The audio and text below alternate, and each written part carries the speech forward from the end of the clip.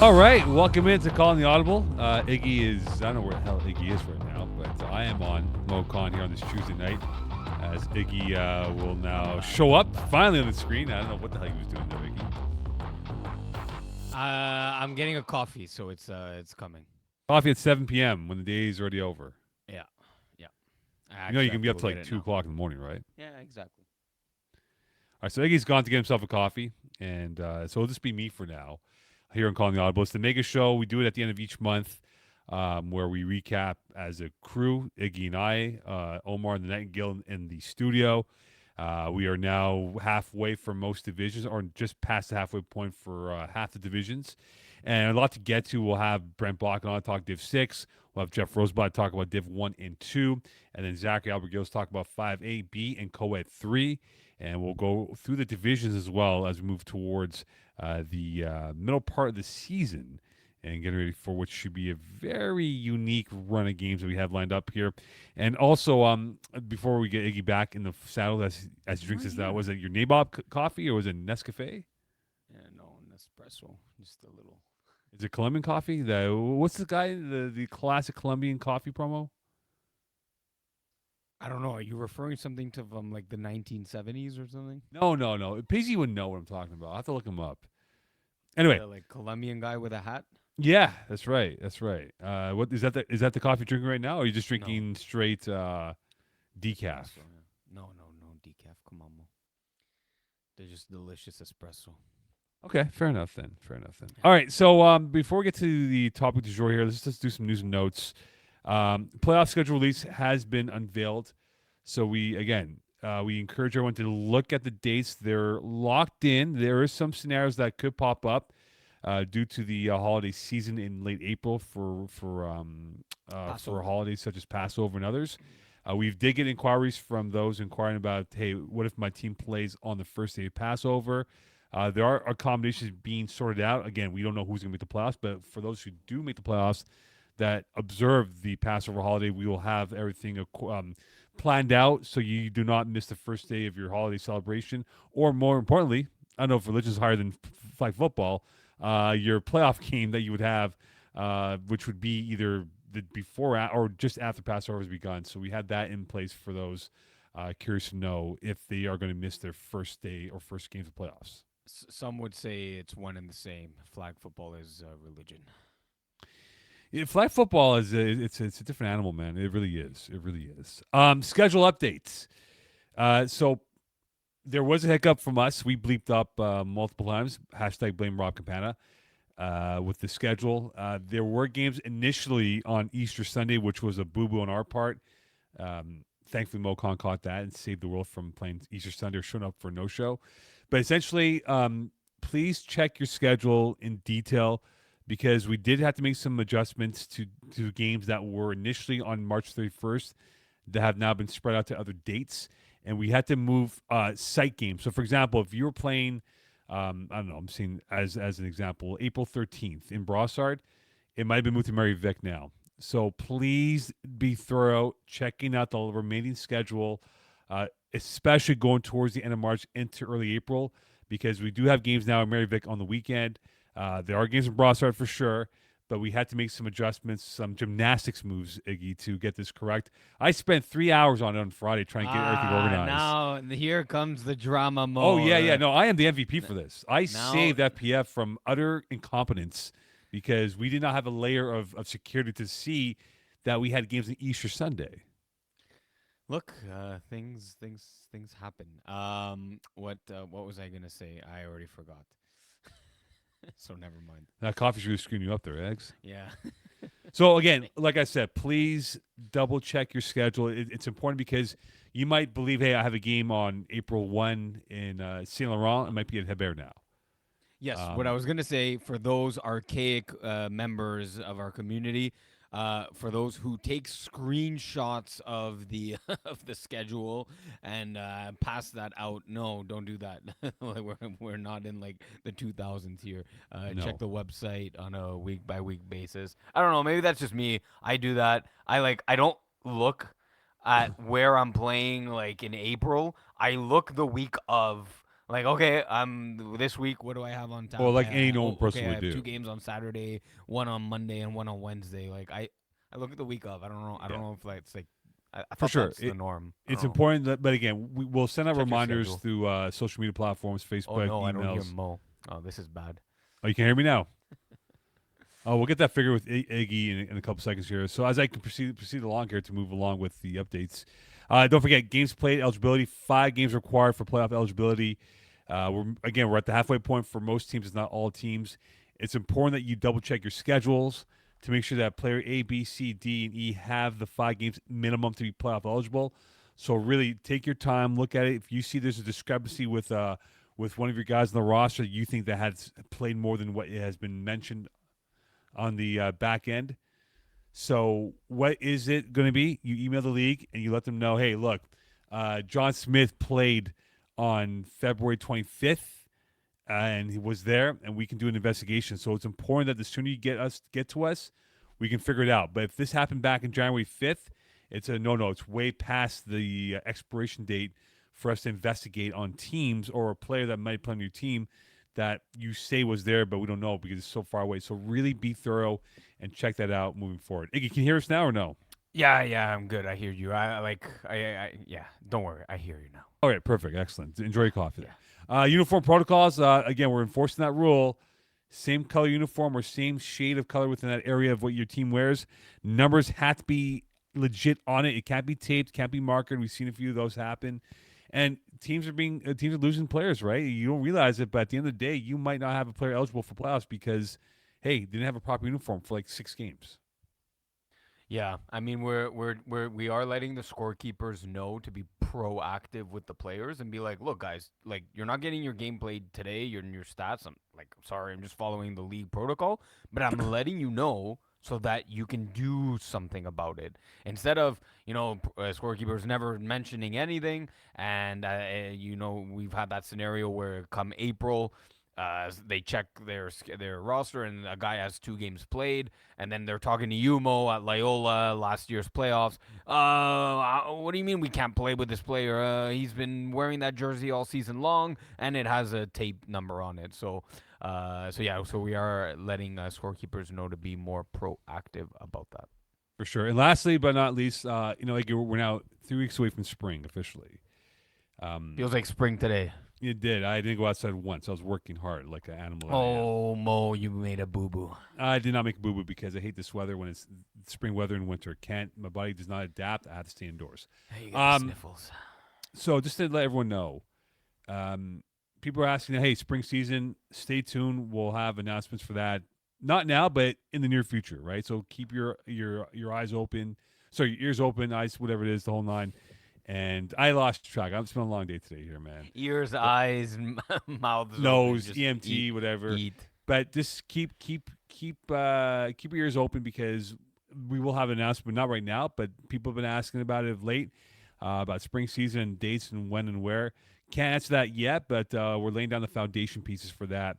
And soon enough, we'll have an announcement for the spring season, which I would imagine would begin probably mid-May. Probably mid-May. Mid-May, yeah, roughly. somewhere around there, yeah. A Roughly, week or two at least of a break after the finals. There is no break hopefully. at FPF, Iggy.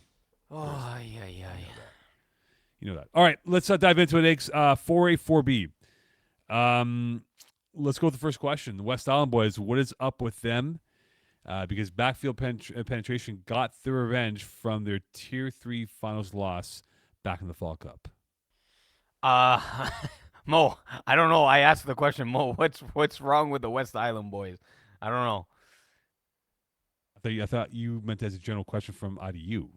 So, I mean, did you happen to see Zach Stacy play with the infantry in Division 3 last night? Was that a game on your It field? caught my eye. I was focused on my field like a true marksman that I am for Okay. scorekeeping, but it did Okay, catch so my it eye, wasn't your so it wasn't and they your did win field. their game, which we'll talk about later on in Div 3. Right. But carry on. But yeah, so I mean, at least statistically from the game, it didn't look like your usual Zach Stacy performance. And I mean, that that's where a lot of question marks start and end for a lot of teams, right? And entering the season for the West Island boys, that was not a question mark. Zach Stacy came off a tier 3 championship, looked poised in that playoff run, uh, in that double elimination format, which was which was crazy. He slayed down a bunch of dragons, including Idaho Utah Pimps, who had defeated him in the Division D2 spring finals. So it seemed like he was taking that next step. So and then playing in Division 4 and Division 3, you think, okay, well, now Division 4 is going to be somewhat light work for him, and maybe he's overthinking, or like overlooking Division 4 now that like he's seen success and is playing in Division 3. But I don't know, but there's at least there are question marks now. But are there full question marks? I don't know. What do you think, Mo? Okay, so let's take a look a little bit more in depth here. Um, Started off with 2 INTs week 2 week for the first game, Jan 15th. He's Against thrown 2 LBB, right? shutouts with no INTs, so he's hit about 1 INT for every second game, and he had 4 yesterday, or 4 on the 24th, whenever that might have been a few days ago, right? Yeah, over the And weekend. it's not like he's having a bad passing percentage number. I just think it's just his decision making might be a little bit off, and it's sort of like punching out of your weight class. Like he's more like a lightweight punching up in a heavier weight category. And I think it's more or less him getting comfortable playing in this division. And backfield penetration has some really good players that they bring up. Right? I mean, this is a team that's known each other for years, and I'm seeing that because they played football, tackle football, and then they grew up with each other in the whole nine. But I just think that we can't describe what backfield penetration is, right? You look at their team. Alessandro Barzoni, when he's locked in, he's unbelievable, right? When he's terrible, he's terrible. When he's amazing. Anthony Cedar brings the leadership. Anthony Lazara is a big game baller. You look at Joseph Orkendi, who's a fabulous football player as a tackle and now is a flag football player. You look at Massimo Di right? He's had a good year learning to grow in this football world. You got Ronnie Isthmus, who's another fabulous football player. Like they have a good melange, Iggy, of speed, size, veteran leadership, and skill set. I just think it was just a bad matchup that he went through Zach Stacy playing against How? backfield penetration. How? How though? I mean, okay, yes, backfield penetration did make some key additions, but West Island boys, like, why the polar opposite, right? The West Island boys destroyed. What were they last year? Anyways, backfield penetration was undisciplined, whatever. I'm forgetting. Now to completely flip the script, 32-12, to not be okay. You can lose to backfield penetration, 32-31, 32-30, but 12 points. I don't know. Now, like I'm looking at their schedule, West Island boys. That is, I mean, they beat Have Senders FC. They took care of Smitty Bacall 30-19. Beat Big Fun 24-19. So they have, they were on a 3-game win streak before this loss to backfield penetration. I don't know. It just feels like they're missing something, and maybe it's Nick Damalo not officially on the roster and just subbing in for a game. But I can't quite put my finger on it. Yeah, look, I mean, we can't over we can't jump the gun right now with this team. They are a proven winner. I Yeah. just think they played a good team. I mean, like backfield penetration is now 4-1. This isn't like a 1-4 team. It would be more concerning if they lost an 0-5 backfield penetration, which isn't the Right. case. Right. Right. And now they get Nomads, which they should win. I beg pardon. West Island Boys. I was looking at the wrong schedule. Their next Idaho. game will be against Idaho Utah Pimps, which is a tough game. Not gonna be easy for them. Down in Brossard on March 2nd. And you got Boost Ballers, which is a tough team, very tricky to play with. Balls Deep Mm-hmm. has been playing well. Nomads, they should win, and Le Montagnard, they should win. So the next 3 games, Iggy, will give us a better idea if they're going to be a team that will be maybe 6 wins or maybe 500. Yeah. Yeah. Exactly. All right. I was waiting for you. I uh, think that's a question, man. yeah. I'll go for it. So looking at the schedule, Mo, the standings in Division 4A right now, particularly at the bottom, teams in red. Other than Smitty Bacall, who's now 0-6, how many teams that are currently in red, so out of Undisciplined Flaggers, Half Senders FC, and Step Brothers, how many will move up and make it into the green side of the playoffs here? And then which teams that are currently in a playoff spot will move down into the eliminated teams? Okay, so I'll make it easy for you. Le Montagnard, they're in trouble. They're 2-4. I don't trust them. They're creaking right now on the boat. Bet Boost Ballers, I think they'll be fine. LBB could be a team to worry about. I think they're in that yellow light traffic Yeah. situation where you proceed with caution with them, and you think about the schedule. They got Step Brothers coming up. Born in the '80s will be an elimination game more or less, and they play LOE, right? And then Smitty Ball Gang as well. So they don't have an easy schedule to work with, and they play La Montagnard. So I think LBB is in that conversation, Iggs, that could drop out of it. In terms of teams on the red side of the dotted line, half Sanders FC, I'm not buying in. Step No, Brothers, I you're don't think have not. enough offense to work with. I think undisciplined flaggers could get in, and that might be at the benefit of Le Montagnard, who again have not really shown their true character of excellence so far in the first six Yeah. games. So I think that might be the flip at the end of the day. Well, it might just be right because undisciplined flaggers just beat Les Montagnards over the weekend on Saturday night in Brossard, 14-7. Like a very strange final score there, in particular for Les Montagnards. And you're right, like this team, something's off with them too, right? We just talked about West Island boys seeming a bit off. Yeah. I think a year off and being a winter team only for Les Montagnards has really hurt them because they're a shadow of themselves, right? This is a team that was always 8-2, 9-1, top of the Division 4, and now they're good. They're just barely on the positive side of things here, and right now the tiebreaker between them and undisciplined flaggers does go to undisciplined flaggers if it's a head-to-head two-way tie, right? A three-way tie then becomes a points against battle. So right now, Iggs, defense play of the year. We're at the halfway point of the season. Will it be a rusher or a defensive back that wins this award this season? Uh, Especially because you always mention that you don't think rushers get their due diligence, Of course which not. It's a pass rusher union, my friend. I PRU, don't my friend. think that's true. I don't think that's true whatsoever. We're a powerful I group, my think friend. I think Ethan Adrian and our next guest Zachary Alberts Gill will have something to say about it, and Alberts. I think Alberts Okay. Alberts Gill will have something to say about that. I think the odds of one of those two, even throwing Kalila Agrebi of Le Montagnard, I think the odds of a rusher winning the defensive player of the year is greater than any of the DBs in say Umar Toure or Ronnie Ismius. Yeah, of course, because the reality is a pass rusher can single-handedly destroy a play because they can force a bad ball, they can force a quarterback out of the pocket, they can sack a quarterback, they can force a bad snap, they can force a lot of things. And Ethan Adrian or our next guy, Zachary Albert Skill, can easily win this award. And that's why in the PRU, the pass rushing union that we've developed overnight, these guys deserve the accolades. And I hope one of these guys do win this award to kind of justify why the pass rusher position is such an important part of a defense going forward.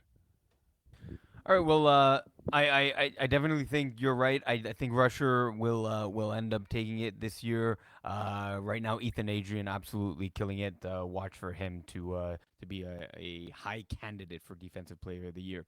We'll move along, Mo, to Division 4B. Yeah. A team that we haven't really talked about a lot so far on the show, the Wolfpack. What do we make of this team? Sitting right now at 3-2, they are one of two teams that have not hit the 100 points for in the standings so far this season. Defense looks okay, looks all right. Well, what do we make of this team? Are they a contender? Are they a pretender? Do we have have they not really played anyone interesting enough for us to make a determination yet? What do we make of the Wolfpack? Saw them play a few weeks ago at Hebert. Good defense. That's how they are able to really be dominant. Is their defense playing locked down? They may not have the sexy stats of ints and dominant sacks and all that stuff, but that's where they're going to win football games is their defense. They do have a good receiving core to work with. I know Andrew Grant threw one game, but he's their leading pass catcher. Mm-hmm. And Tyler Van Frank is a good young player coming up the ranks. I think he can make some noise for this team on both sides of the football. Their schedule, they gone through five. They got five more left. They got Pocket Rockets, which won't be easy. Fourth and Schlong will not be easy. Penetrators will not be easy. Team Sex will not be easy. Killer Rays not This easy. is a So very tough back half schedule. yeah, Wow. really, you're going through a hallway of bullies right now, and I'm not sure they're going to. I don't think they're going to come unscathed. So at 3-2, if they can somehow get to five, I think that will be enough to get in the playoffs. But it's going to be a tough. It's going to be well earned, but it's going to be a tough run of 5 games coming up for them. Yeah, absolutely. That is a brutal back half of the schedule. That those are all playoff teams that they're going to be facing, but it's a good challenge for them. I mean, you're going to have to go through one of these teams at least, if not two of these teams, on your way to a championship run in Division 4B. So it's definitely a great test for a team sitting at 3-2 right now. If you come away 500, again, what you really want to come away with is a good base of how do Pocket Rockets play, how do Fourth and Schlong play, and then build a game plan to defend what those offenses like to execute. Quickly here before we get to Zachary Abigail's, who's patiently waiting for us, Iggs. JF Marquis, Pocket Rocket quarterback. Are we underestimating his value for that team? Absolutely, I think so. I mean, the guy's sitting at 25 touchdowns, 3 interceptions. It's especially the 3 interceptions that are the key for a Division 4B team, limiting the turnovers, keeping playing a safe brand of football while still moving and averaging 5 touchdowns a game. When you have guys that you're comfortable throwing to across the board, right? You're seeing the target share evenly distributed between Ali Issa, Gab, of course, Dab Champagne, Poppin' Bottles, Simon Dumas, David Brisson, Leo Aubin Agelakos, and even their snapper PO Tremblay Agelakos. So everyone has like at least 15 to 25 targets. Everyone has reliable hands on that team. He's comfortable with, as every game goes by, every receiver is getting more comfortable with his offense. So I definitely think him, and he has this Pocket Rockets team sitting at 4-1.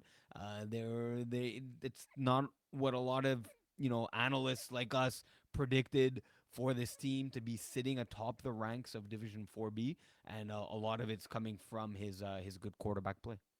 All right, speaking about guys like the room quarterback play, we'll bring our next guest here.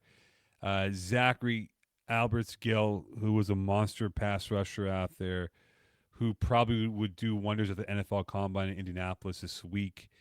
Zach, if you were at the Combine, what drill would you do really well in? The bench press, the T, the 40, the vert, the long jump? What's your The forte? three cone drill. Man, 3 cone. man, I used to do track and field. So I used to love it was the 400-meter sprint, but I'm not that good. I'm not that good. I'm too old. I'm too slow. But give me, I guess, some regular squat. I lost my arms, but my back's okay. That's okay then. That's very well Yeah. then. Let's dive into Zach. 5A. Hail Marty's. Do you think they have a Oh. shot for top three in their side of the division? It'll gonna be tough. I was looking at their schedule actually, thinking about who's gonna be the top three, and I noticed that everybody that's ahead of Hale Marty's is actually playing them in their schedule in the second half. So for Hale Marty's to actually like get into the top three, I think they have to beat pretty much all of the top five. And I'm not sure that's necessarily gonna happen. So I think they're a good team, but not top three. Are they championship worthy then? Oh, sorry, what? Are they championship worthy? Yeah, like listen, Marty Friedman's killing it right now. I think he's got like 16 touchdowns or something like that, 18 touchdowns in like 3 or 4 games. He's putting the numbers up, rushing a little bit. You've got two great receivers in Brandon Vickers and Jack Antaki, I think Oh boy, I haven't looked up their names. I'm Yep. sorry, people. But yeah, they've got like almost 10 touchdowns between the two of them, or at least 7 or 8. Like, I think this team's got a lot of talent, and I think they're moving places, but I haven't seen them play. I don't think they played Win Diesel yet. Wait, why am I saying Win Diesel? I mean, Les Petites Carottes, I don't think they played them yet. They're playing them in week 10. So just quickly, Yeah. how would you see that battle go down? Hale Marty's versus Like LPs. I think Les Petites Carottes take that. I think Strapaholics take it. I think maybe even Sleeping All Stars take it. So like, I think it's gonna be hard to bust that glass ceiling up there. So you take a look at Hale Marty's. What about Nighthawks? Are they a legitimate threat in Division 5A? I think they absolutely are a legitimate threat. I think they can take a number of teams out. I mean, they're putting up the points that a team needs to do to score, regardless of who they're facing. They're putting up 4 or 5 touchdowns. That's what you need to win. Their defense is making giant stops. Oh wait, hold on. Yeah, but they don't have. I wouldn't say they had like the hardest schedule, right? They got Vultures coming up next, who beat us, which was kind of unfortunate, but good game, everybody. They got Step Brothers, not a top tier, and then I don't know how they're going to do against Strapaholics. I think that to me is going to be like make or break. Are you? Do I think you're going to be a finalist? Beat Strapaholics. They did lose to the Ducks week 1. Yeah. And Ducks are 3-2. But that could be their toughest game right now. The Ducks? Yeah. Their week 1 matchup. Come on, Mo. Have you not Iggy. listened to Peas enough on this show? Week 1 Was is a wash. almost useless. You're But coming Iggy, off. Everyone's Ducks coming are a off their good team. Christmas. Everyone's coming off their eating duck for Christmas, and then Ducks got their revenge That's here not an in week excuse, 1. Iggy. That Christmas was 2 weeks prior to January 7th. Yes. Everyone's like like working off the booze that All they've I'm been saying is that the Ducks are a consuming. good team. Yeah. We Oh yeah. I'm not taking Yeah. away anything from them, but like week 1, meh. I don't care if you win or lose. Like You know though. what, Iggy? You know what I hope happens to Zach? Zach, you know what I hope that happens to Iggy now? That he loses week 1 game for the rest of his FPF career, and that cost him a playoff spot. Ooh. We'll go 9-1. I don't. Yeah. I'm Like I putting a don't think hex on any. Iggy right now moving forward. But Every week 1 game he has in his career will be L's, and he will not make the playoffs because of that. that'd be rough. That'd be rough. That would be rough. So you seem to be very high on strapaholics here, Zach. What makes you feel that way? I played them. First off, Matt Kerouac is somehow snapping on that team and rushing. So I mean, like already, like that team's gonna win games just on that alone. But having played them, like they've got a great roster. Like even though they're young kids, like when I first took a look at them, I'm like, oh, like who is this? Who's this? Who's this? I think they're a bunch of fresh people to FBF, and like they've got skill. They ball out. They like I think I accidentally like almost RKO'd one of them, and he just kind of gave up and was just like, "Hey, good play, guy," and ran off. And I was like, I would be dead if someone flipped me over like that. It was they got something. All right, Zach, we look at it right now in 5A and what's going on as we speak. We have a boatload of 2-win teams in 5A. Are you buying stock of any of the 2-win teams at this point of the regular season? Oh, it's hard to do that. Wow, there's a lot of them. There's more than I remembered. That's why My that's why we posed that question. Geez Louise. I think some of them are out. Like Vice City, Notorious CIG, I don't think I can buy their stock. More than half the season's done. 2 wins. I don't think is going to get you to the finals, but it's going to get you an okay spot in the postseason. But someone I think who could turn their season around at 2 wins or at least blow forward is I gotta say, like I think Thunder Buddies, like being able to put up 160 points, if you could get your defense in check, like I really think you can start turning it around and getting some bigger wins. I was expecting a couple more wins at this point, but they would really be who I put stock in. And I'm never out of in and out. Like the 2 ties are definitely going to hurt them, but they're not losses. And so I would say they're going to continue to go, and I think they're going to have a decent run.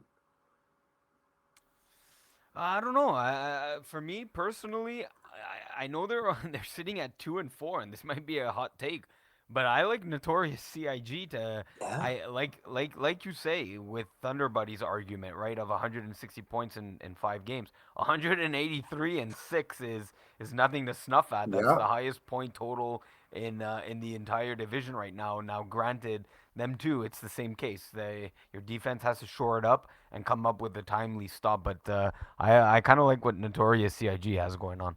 Rico Okay. Riders for me. Watch out for them. Played 4 games. So have a bit of runway to work with. They can make a Yep. run towards top 6. I would think is their ceiling. Yep, and that's gonna come down to Matthew Yanakoulias at QB. He's Freshman. progressed. He has progressed from a couple seasons now under his belt. He looks okay, but can he take that next step? He's shown the progression from Division 6 to Division 5. Can he make that step from Division 5 to Division 5 contender? That remains to be seen. So Zach, as in general, at this point, in the midway point of the season so far, the team that worries you is who? You guys like that question. When you say worry, when I worry, I have like stress, anxiety. Yeah. Am I worried Yes. about this team beating me, or am I worried about this team not making the postseason? Good. Whatever your Yeah, heart go. desires. Yes, exactly. I was gonna say. Oh my gosh. If I were to pick a team that worries me actually, and I don't think I've played them in terms of where they are at my schedule. No, I don't think we played them yet. Sleeping All Stars. Mhm. I'm a Mhm. little bit. I just see the numbers go up. I see the games they're playing.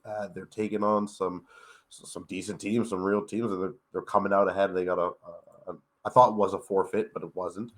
31-0, I think. They scare me, and I don't look forward to playing them for the first time in the postseason. But a team that worries me is actually like A Squad. Like I've been talking about them. I tried to hype them up at the beginning of the season, but like, 3 or 4 starts with forfeits. I don't know how you're turning this one around, but they won their last week's game, so they're 1-6. If they can win the last, or 1-5, I think, well, 1-5. Yep. If One they and can five. win the last 4 or 3, you might be able to dig yourself out of the elimination zone. Maybe I think 3 might be the cutoff. So if you can get 3 wins, you might get out of there. Yeah, I mean, I think they have the offensive punch to outscore, say, Vultures and Step Brothers. Yeah, So you'd be looking at 3 wins there. Man, that makes this next week's battle against the Ducks, and if not against the Ducks, uh, that would be a key yeah. game in their schedule. If it's not against the Ducks, where they get a fourth victory, in my eyes at least, it would have to come down to the final regular Yeah. season game against Rico Riders, right? Which is not a gimme either. So, No. so definitely the A squad is going to be an interesting team to look out for here down the stretch for sure. So on to 5B, Zach. Both teams are undefeated right now. But which team is likely to lose first in the playoffs? Win Diesel or Pack a Punch? Oh, I think looking at their schedule, do they play each other in the last week? Did I saw that? No, they But who don't. would lose first in the playoffs? 'Cause I think In the they're both playoff? going in the playoffs. Oh, in the playoffs. I thought you meant in the regular season. No. In the playoffs. Geez. And this isn't like the fall cup. I haven't checked your things. We're not doing double elimination. It's one and done, right? No, Done, baby. no. Yes, We don't have Good. time to boss off traditional, rules here. I traditional, love it. traditional. I love it. The stress is on. I really got to say, Pack a Punch. I mean, just like looking at game for game, 6 games, like 235 points for Win Diesel with 60 points allowed, and that's almost 100 points on Pack a Punch with 10 less points allowed. Like I just think Win Diesel is a more solid team. I think it's really gonna come down to a matchup, like who these teams face. Like coming down in the second or third round is really going to determine, I think, who takes that loss. Because I don't think they're both making it to the finals. You can hint who you think is making the finals? Win Diesel, by the sense of your tone? Yeah. I think Win is getting it, and I think it's going to be a battle between Ramfins and Toon Squads, and Pack a Punch is my wild card. Best logo in FPF, Yeah. Rampants. Slowly Thank you. convincing me, Mo. You're So is welcome. it the best logo now and not the best uniform? Now you're throwing a wrench here I'm saying in best your own logo, take. best uniform. It's the best logo, dude. The logo's not bad. I gave them that. The uniform, meh, whatever. Light blue, sure, it's a t-shirt. Yeah, okay. Maybe it's that Um, sky blue that you have over there, that Barcelona blue of yours. Barcelona blue. No, no, no, no, that's not a Barcelona blue. It's Yes, you it got is. your color schemes all wrong No, here, I Mo. don't. Uh, Zach, here, looking at the standings once again, and two teams in particular, Les Sacrifiés deux and Brewers currently hold the 15th and 16th seeds. Can they hold on to their current playoff spots? I want to say yes, because looking Uh at oh. kicking assets, retired all stars, hooligans, vengeance, looking at their schedules, like, do I think they're going to get 3 wins to Uh-huh. like kind of come out of that? No, but I also am not confident that Les Sacrifiés and the Brewers are also going to get 2 more wins to keep themselves above. So it's really a coin toss, and I think Les Sacrifiés have that, like, again, it's not a win, but it's not a loss. If you only Mm-hmm. get 1 win or 2 wins, but you have that tie, like, you're solidified, you're good, you got that tie. So I really think Brewers are the real ones that are at risk of falling in, but they've got a chance of keeping it. Lastly, Maccabees. They got 2 ties. They're 3-0-2. Are they in the VIP lounge of 5B or just another commoner amongst the teams in Division 5B? Did I haven't. Well, listen, I don't think they're definite. I don't think, what's the word? What did you say? Commoner? No, I don't think they're Commoner. a commoner. Like, listen, Shimmy Cons. I'm sorry. I hope that's how you pronounce your name, dude. Yep, it is. Uh, like 563 yards, 14 TDs, 2 sacks, 100 rushing yards. He's moving. He could put the numbers up. Yeah, they have 2 ties, but I think, yeah, I played. No, they tied against Lisakafe and Shea Benny Express. That's who it was. I think Mm-hmm. Shea Benny Express is like a middle of the pack, upper middle of the pack kind of team. So I look at that going, oh, how did you tie that? But then you beat Kicking Assets, you beat Threat Level Midnight. You get like, they're beating all the teams that I think they should be beating. I don't think they're a commoner, but I don't think they're going to have an easy time going into the second half. So they're in the VIP lounge. They're outside knocking. They're looking in and being like, "Hey, can I come in?" And they're going to So get so tested. they claim to know someone inside the lounge that can get Yeah, them in. I know someone that knows someone to get us in, but they can't get in. exactly. They're not on the guest list. They're trying to cheat the system. Yeah, I know icky magnets. Yeah, so do I. What is that supposed to mean? Anyway, co-ed. Yeah, so I was gonna call you Ralph. I don't know That why sounds good. Ralph. Zach, Ralph and Sam. since you're covering co-ed 3 with us in the articles, I wanted, and especially because you're a rusher as well, I wanted to take a look at the female rushers here in co-ed 3, and I want to get your take on the best female rusher out there. Between we have Alexia Roy, of course, much talked about here with her 7 sacks for Show Me Your TDs. But you also have Camille Saint Marie with half and half, has 6 total sacks so far. And Renee Kosikowski of Perfect Strangers sitting with 5 sacks in 4 games. So is there one of the three that you believe is better than the others? Is there maybe a fourth name out there that caught your eye? That's a good question. Look at that. The first thing I look at is, for a rusher specifically, is you should always be trying to aim for no QB runs, but then you're also trying to really get 1 sack per game. If you can like offset that, and if you're going for stats, 1 sack a game is really what you want to do. So at the end of the season, you got 10 double digit. That's a great season, right? So for me, seeing that all of these rushers really, like, Renee has 5 in 4 games, Camille Saint Marie 6 in 6 games, Alexia Roy 7 in 6 games. All these rushers do a fantastic job doing exactly what they need to be doing. Personally, if I had to pick a favorite, um, I might give it up to Camille Saint Marie just by a hair, only because having seen her rush, and if I saw Alexia Roy rush, I very much apologize. I did see rush. Wait a second. See, this is why people are just numbers. I think I played Show Me Your TDs. I totally did. Either way, I think both of these girls got a whole bunch of sacks on Kenny, but Camille got three, I think, whereas Alexia was only able to manage one. And I think that kind of shows me a little bit of the difference. Like, you kind of got to be on your toes to be able to cut. Camille comes in fast. She's able to switch a little bit. So I like all of these ladies, but I would give it to Camille if I had to draft one. Yeah, she got 3 sacks on Kenny. Yep. Yeah. That's one. Last question for you, Zach. Thank you so much for your patience. All right, I'm going to give you the Eclipse schedule, and we're going to predict their record for the remainder of their season for the Eclipse. So right now they're 2-3. The next game is against Dream Killers. Win or loss. Oh my goodness, I gotta remember. See, look at this. This is what happens. I think it's going to be a win. I really think that's going to be a win. Yeah. I can do win or loss. I think that one's actually going to be a loss. So we're now 3-4. 3-4. 3-4. I'll keep the record. Yeah. Thank you so much, Iggy. Perfect Strangers. Having just played them and remembering who Eclipse are, geez Louise, I think Eclipse might be able to win out on that one. All right, so back Thunder to 500. Villains. I think they're losing that one.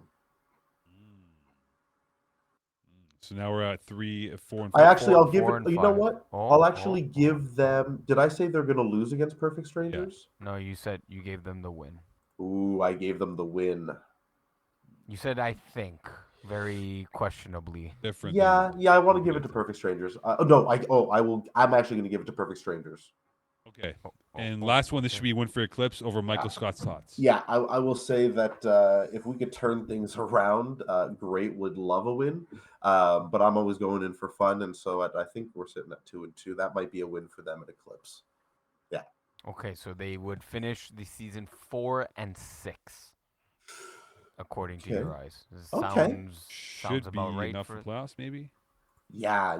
There's only one elimination for playoffs for co-ed, and I think that's really going to be a 2 or a 3-er. Because Flamingo still have 0 wins.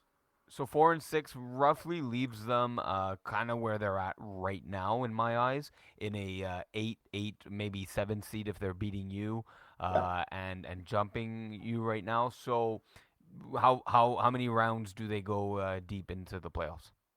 Ooh, I think they actually do kind of decent in the playoffs because of the seeding. They'll hit a couple middle pack teams, I think, if that's the way we're doing it, depending on if we're doing bye weeks. I don't know. I didn't look it up. But realistically, as long as they're not playing any of the top maybe 2 teams, they should have a shot at almost every game they play.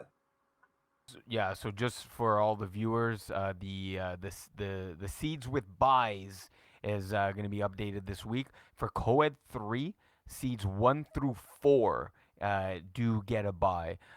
So Zach, you'll be putting that in your article as well. So the 5th seed right now, Thunder Villains, would end up playing the 12th seed, Show Me Your TDs. So that means 6, 10. 7. The 8 would be facing 9 seeds. So if they stay where they are, they would be playing a team like Le Petit Vite right now. Which I think that actually works in their favor. Fair enough, Zach. We've had you on for quite a while. We thank you for your patience and your insights as always, my friend. I look forward to reading your stuff in the coming week. Enjoy. Thanks a lot, boys. Always, brother. All right, thanks, Zach. Bye. Zachary Albert-Skill on with us. So I know we got co-ed to do here, but we got our next guest on deck circle here. So let's go to our next guest. Oh, we'll get to Jeff. So as you know what, Omar, you let us know when Jeff's ready. We'll kind of bang out if we can a couple more questions here. So we'll keep on going here with the co-ed stuff here. All right, Iggs, co-ed 2, Lords of the Fields versus Kamikaze. Bigger game for who? And the Lords have not played since early February, which was February 4th to be exact. I think it's a bigger game for Kamikaze here. They're coming off a 45-6 loss against Flash. Kind of a demoralizing big loss. I think they need the win more than Lords of the Field, who are sitting at 3-2 right now. They just need something positive, right? Coming off a big loss like that, and not coming 10 days muddling that big loss in your mind. There's nothing more you want to do than go back on the field and prove that you can put more than 6 points on the board, and then go out and get that victory. For Lords in the Field, I think it's just more of a tune-up game to shake off most of that rust, having not played, like you said, since February 4th. All right, we'll get one more question in before we get to Jeff. Look, right now, co-ed 2, receiver of the year, 10 TDs right now is a race between Jerome Hovington, Tomas Jose, and Emerson Peterkin. If I had to pick one right now, I think Emerson Peterkin might be my guy because Chris Rivet loves him some Emerson Peterkin, and I think he might get the touchdown crown over these two other excellent pass catchers. Yeah, I see where you're going with that. I mean, already sitting at 500 yards, 43 targets, 37 receptions. Just the target share, the yards, the yards after the catch, they're all there. They're all things that point to Emerson Peterkin being your touchdown leader in co-ed 2. Okay, we'll do co-ed 1 afterwards. Get to Jeff Rosenblatt on with us. Jeff, a nicely looked mustache. All right, cool. We'll We're get to having Jeff some in a few moments real here. issues, yeah. Okay. So let's wrap up co-ed 1 in the meantime then, since we're just trying to get things organized with Jeff. Co-ed 1, who is struggling right now? Who's struggling more right now that can turn around their postseason or chance towards postseason? K-Mez or Party Mix? I'll throw the question over to you since I'm part of. I want to know your Kamiz. answer because you're a part of K-Mez. I mean, I okay. So despite losing, I think it's back-to-back games. I think they're both by 1 point. I with a lot of the female athletes on Kiss My End Zone, have never thrown to, right? So I feel like despite the 1 point losses, that the offense is rolling. It takes some time, even just especially a timing thing. Even though I'm seeing improvements, there are still things that can make it even better. So I'm not too worried. Obviously we would rather win the games, but I'm not too concerned.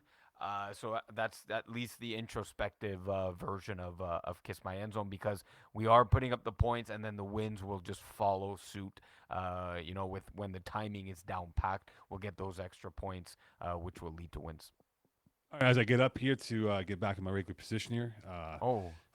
Yeah, we gotta move around. I didn't see you moving around. Mo, what do you think though about Party Mix? They did rattle off some wins early on. As my headset came off here, look, Oh. I think Party Mix is okay. I think the real question here is which of these teams will get into position to challenge for a top 2 spot.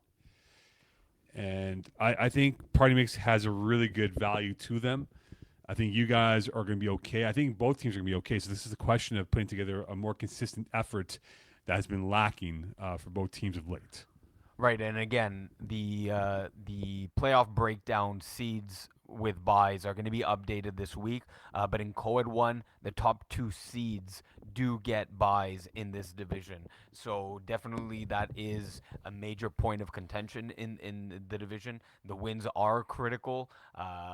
So yes, the number 1 and number 2 seeds are very important here.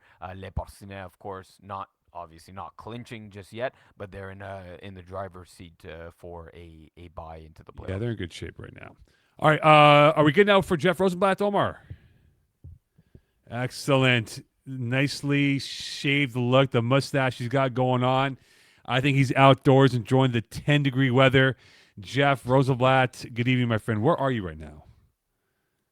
First of all, can you hear me okay? We can hear you loud and clear, brother. Perfect. I am actually in Florida right now with Yeah, the I knew family, it. but we're at the mall right now. But I took a little break to go outside to get away from all the chaos to talk some FPF, baby. Hold on. Which mall are you at right now? In Sunrise, Florida, or where are you right now? I'm in South Florida. It's a mall called the Aventura Mall. Oh yes, I Very know what that is. popular amongst very popular amongst the Jewish community. Oh, I know. In South Florida. You know how it is. You know how we do it. You know how we do, my friend. No, it's a very popular mall. A family friend of mine lives in Sunrise, so not too far away from that mall. She tells me it's a great mall to go to, so that's why. Sure. Have you seen any alligators yet in Miami? Not yet. Not yet, thank God, because I have a little bit of a fear of crocodiles and alligators. Not Well, so much. here's your little tip, because I'm an alligator expert here. You too, Iggy, because Iggy went to Orlando. You're supposed to run sideways, and don't wear white shoes, because alligators are colorblind, and they tell this is a fact. They tell people never wear white shoes when you're in presence of an alligator, no matter where you are, in the swampland or gatorland, whatever it is, because they assume it's chicken. So they'll automatically go for your feet.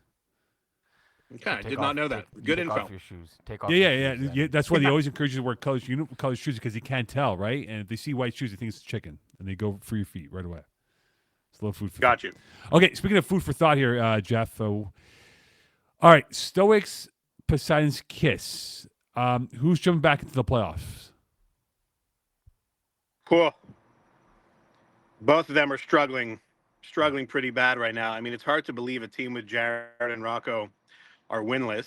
And I like, I talked a little bit about the Stoics last time, that I think they might be on the outside looking in. But, I like Chris's team. He's got some playmakers. But again, Chris, don't hate me. I'm gonna have to say that maybe Jared and they're gonna sneak in.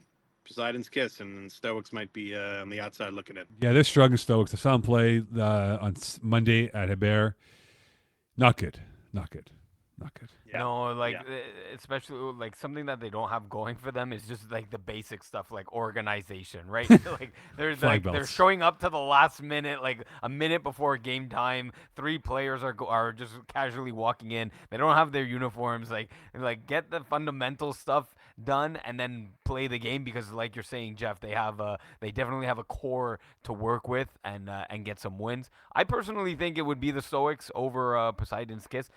The winless that winless team going into game in, game out, not feeling great about their shot that night is not a great feeling. I personally think Stoics have a better chance if they clean up their act there getting to the field. Right, but if I'm not mistaken, it's 2 teams, right, that don't get in. So it looks like it's those 2, and I'm not, those 2 might be the ones that actually stay out, but we'll see how it goes.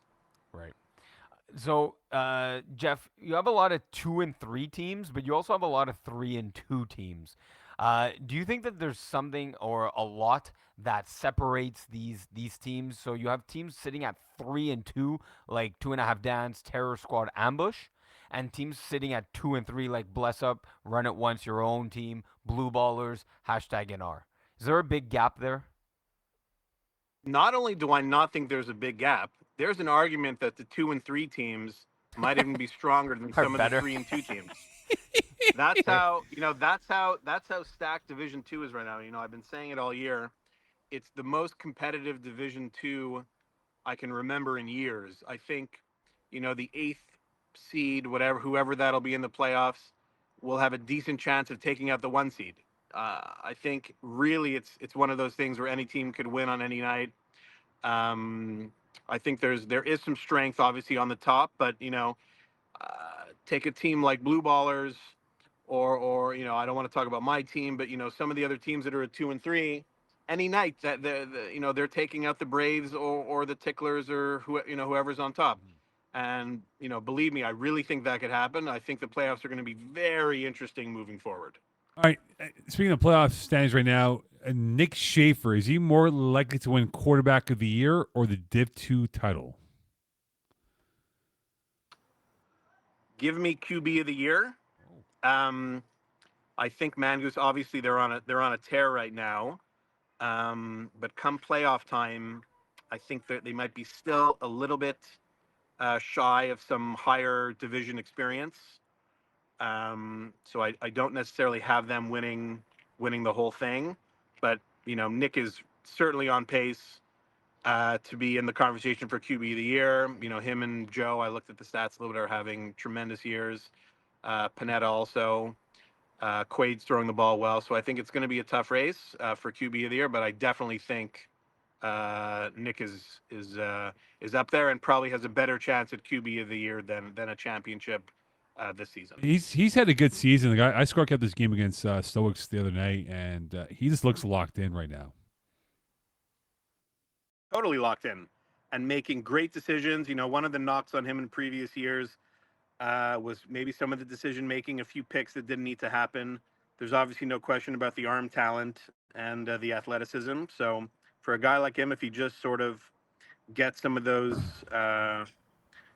balls to throw away instead of forcing him in and you know, taking the check down sometimes when you have to, he's a guy that's going to be in a conversation of the top FPF quarterbacks in years to come, without a doubt in my mind. Jeff, looking at it now, you're again your run at once team sitting at 2-3, Silent Ticklers sitting at 4-1-1. If your team beats Silent Ticklers, does this open up the race for the third seed? And remember, and you were asking about this, seeds 1 through 4 get buys. So the first round buys. So this is a critical, seeding placement. Does it really open up the third and fourth seeds here if your team can oust the Silent Ticklers? I think it could.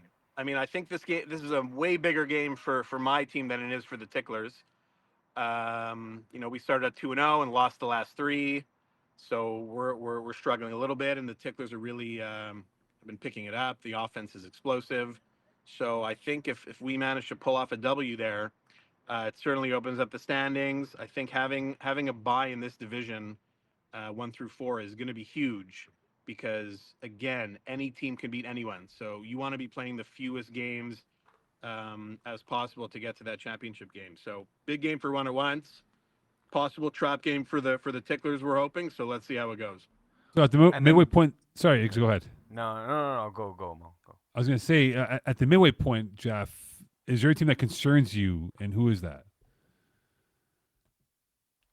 Now, when you say concerns, meaning that they might be in trouble, Yeah, or that they're they in trouble. concern me. Okay, that they're in trouble. Yeah. Ambiguous questions. I hate to say it because there are a lot of them. There are a lot of my boys are on that team, but the Dirty Birds Plus, I'm a little bit concerned with them because of the talent on that team. And Quaid is a tremendous quarterback. I'm really surprised at their record. I thought that these guys would be fighting for the number 1 or 2 spot. So much talent on that team. And again, it's definitely not on Quaid. I'm not sure if the defense has gelled that much and just maybe missing a few big plays on offense. But that's a team with massive studs. So I would be a little bit concerned about them, even though I think they're going to make the playoffs easy. But I would have thought that they would have been fighting for a top spot in the division. I'll tend to I'll throw it the other way, Jeff. I do think this is on Quaid, having especially seen the game against Blue Ballers. I mean, you never want to single out. It's never one person's fault, but and kind of the game script may have also led it this way. But Quaid was forcing balls that he didn't need to. He was throwing the ball half a second to a full second late when a receiver was already coming out of his break, led to PDs on fourth down and turnover on downs. I'm gonna have to say that a lot. And you mentioned the talent on the roster. Quaid's got to show up or put up, right? And so far, at least the game that I saw against Blue Ballers, and again, they were down 14 points, maybe even 17 at one point. So you kind of have to force and hurry up the offense and force a few balls. But Quaid didn't have his best game. Let's put it that way. Okay, I mean, look, fair point. I actually didn't see that game, but I did catch their game against 2.5 Dans, where the offense started a little bit slow, and then Quaid was really on fire the rest of the way, and they had a big win. So, I mean, look, at the end of the day, in FPF, it's always easy to blame the quarterback. As you know, Iggy, you know, a lot of it falls on us. Yep. It's a very offensively geared league. But yeah, I mean, I'm just a little bit surprised about where they are right now, given all the talent. All right, on to Div 1, Jeff. Look, the standings right now almost looks like layers, right? So you got All-Stars and Jameson's at 5-1. Flagmore Stack at 4-1. You got Maroons, Bless at 3-2. Real Luminar at 2 wins to KGP, and so on and so forth here. Are we starting to get a better idea of how this is starting to kind of unfold with the teams kind of getting away from the pack? I mean, I don't like to talk about my team because that's, not how we roll. But I think maybe. I think you might have a point. I think some of the teams that we see towards the top of divisions are, in my opinion, probably the teams that I thought would be there at this point in the season. Like we always talk about with the Braves, regular season, who knows who shows up. For them, it's about let's get into the playoffs and do what we need to do.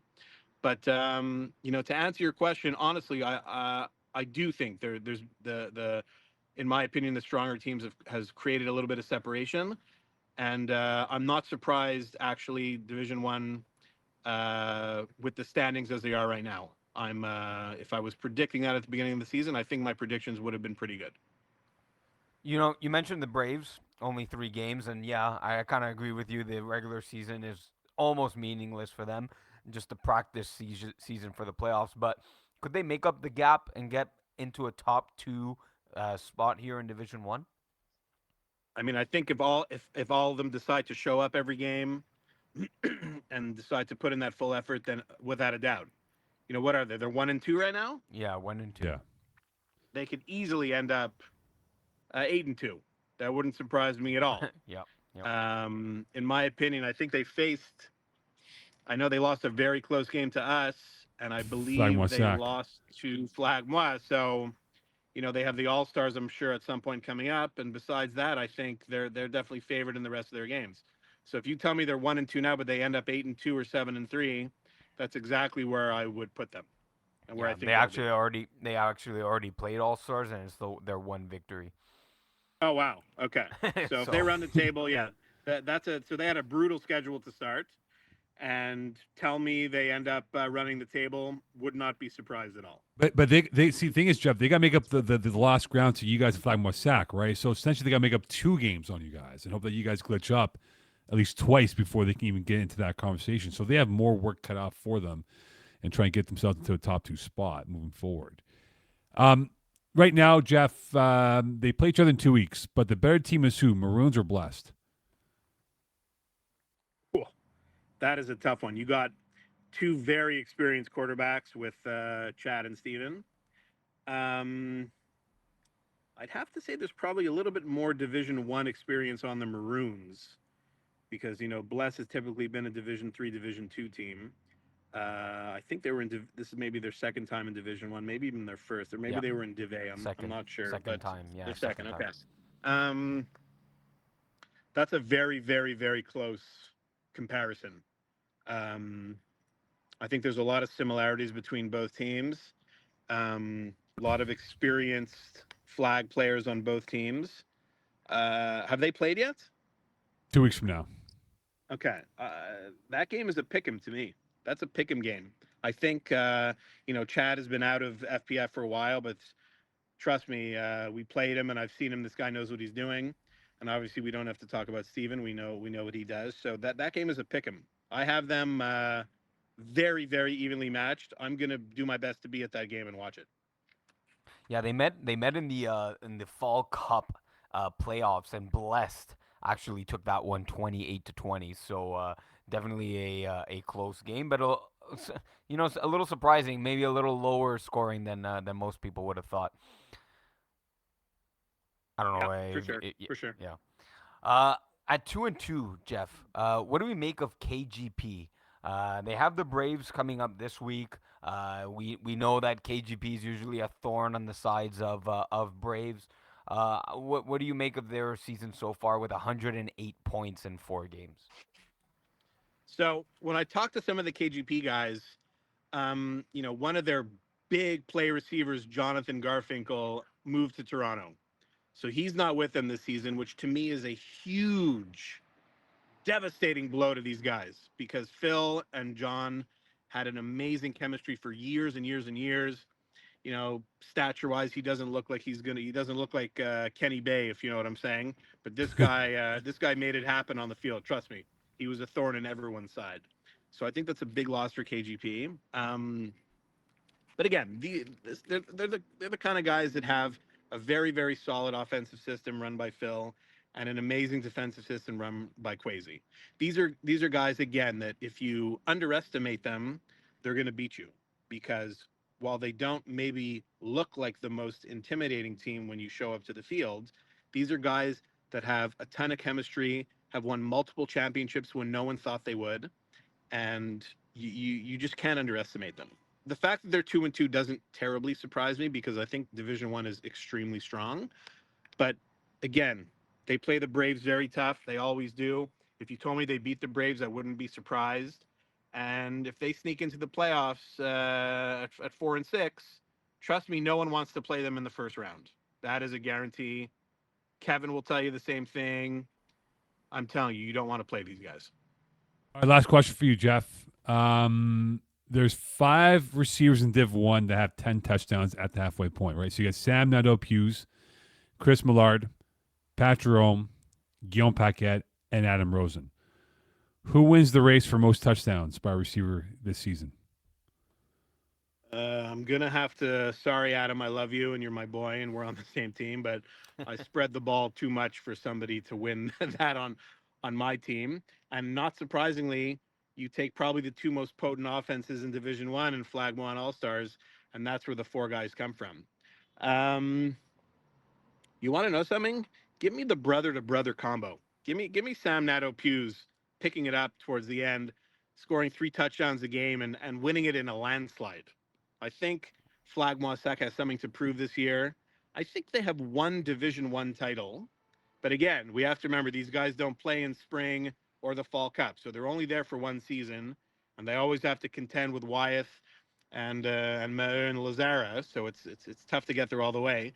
But I think they have something to prove this year. I think they're gunning for a championship, and that's another team I don't want to play in the playoffs. So give me Nadeau-Hughes to Nadeau-Hughes for the TD championship, and watch out for Flagmois in the playoffs. All right, Jeff, go enjoy your vacation, man. Boys, always a pleasure to talk FPF. Always here when you need me, and I'll see you guys at the field. We'll see you roadshow. Yeah, I'll be on the field on the roadshow like we've discussed. So I'm going to insist that you find another broadcasting partner. We have like field level access for broadcasting, so you'll have a great view of the game from the broadcast booth. I'm gonna be blowing you kisses after I throw 8 touchdowns in the finals of Div 1 and Div 2. So you just watch me out there. You'll be calling my name a lot, I hope. Well, when I asked you the question, how do you think about Wyatt's pass to Pat Jerome in the end zone against the Braves? Yes, absolutely. No comment. All right, Jeff, go enjoy vacation. Be safe, man. We'll see you back up here in due time. Take your shoes off. See you in a bit. Take your shoes off. Jeff Rosenblatt from Florida. Jeff Rosenblatt in Florida. Wish we could be in Florida for calling the audible. We should do a destination calling the audible. Yeah, it'd be nice. It'd be nice to do that. You know, we could be in a Georgia swamp with PZ Delarizzi if you want.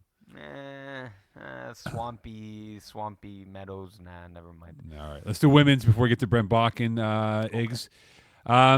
So look, it starts to kind of unfold here, right? I mean, unfortunate with what happened with the forfeit from this weekend, I believe it was, right, with Les Bleus. Yeah. Getting the forfeit win, I believe it is. Did I sound correct on that? Exactly. Yes. Right. So they won 60-0 over Blue Pood. Don't know the reason why, but it's disappointing because we had 2 of the heavyweights going at it, and it never happened. And that's too bad because these are 2 of the best teams, not in Quebec but in Canada, going, toe to toe. And we missed out on what would have been a sumptuous game with these 2 teams. Yeah, absolutely. It was we kind of queued it up last week, being the Battle of the Blues, and I was definitely intrigued, and I was at Brossard, so definitely would have stuck around to watch that one. Unfortunately, that wasn't the case. I'm looking here though, Mo, at and we queued this one up a few weeks ago. In Brutes sitting at 0-5 and Vortex sitting at 2-4. I score kept that game. So right, exactly.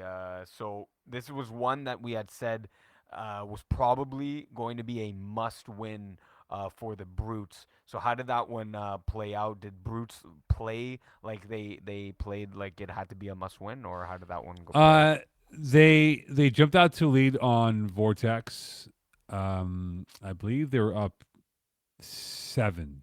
It was they had a lead. They had a lead for sure because Vortex scored the next 3 times. But Annie Lagacé was controlling the game.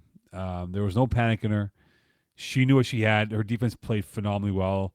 Elodie Durin had 2 INTs, big INTs. Major had the other INT for them.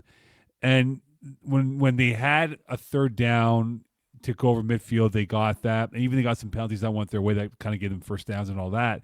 I just thought that Mode's play calling on offense was lacking something. Like she wasn't on the same wavelength with her pass catchers, and it cost them. Right, there's a lot of deep balls that she threw that was into like no man's land, into opposing coverage.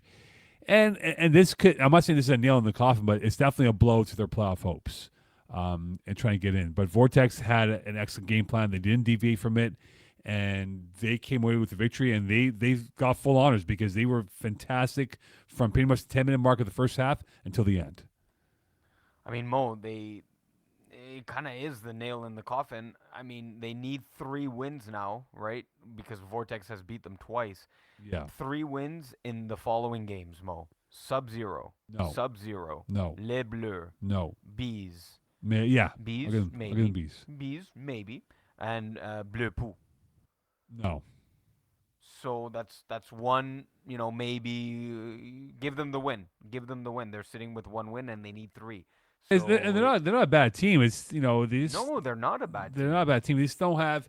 It's sort of like they're in between. Like if you relegate them to the women's 2, they'd kill women's 2. They'd crush, yeah. And they're sort of in that in between, right? Like they're like a tweener. Like they're too good for women's 2, but they're not at that level of women's 1. I think they're missing they made the 2 finals. more players. But they made the finals last winter. So but let's be clear though. But they showed glimpses that they can be a legitimate Division 1. But let's clear something up though, right? It wasn't the fully powered women's division that we see in winter.